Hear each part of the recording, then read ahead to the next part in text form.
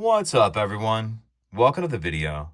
Today we're going to take a look at how to replace the battery in this Ford Mustang remote key fob.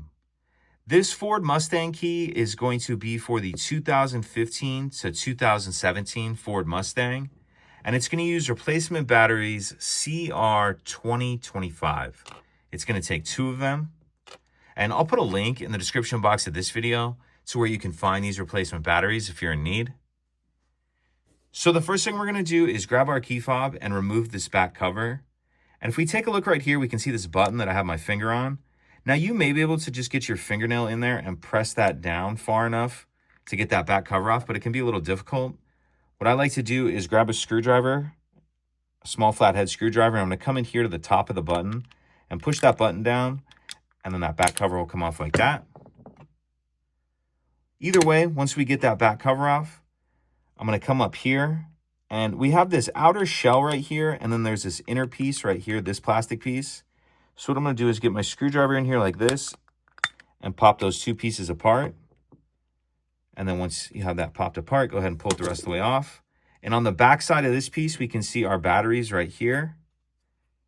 I use my screwdriver to get under the edge of them and get them out of there. And then with this finger, I'll just kind of hold that white plastic piece out of the way. Get the second battery out of there. Now we'll grab our new replacement batteries, and you want to make sure that we're installing this first one with the plus side up, positive side up, like that. Once we get that down in there, we can let that white plastic piece go, so it's in between them.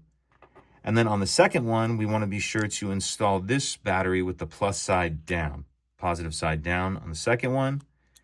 Snap that into place, and we'll grab this piece and snap this back down. And what I want to line up here on the bottom, you can see these 2 black plastic loops. Those are going to fit on those 2 silver pieces like that. And then the whole thing will snap back into place. Once we have that snapped on there, we can put our back cover on.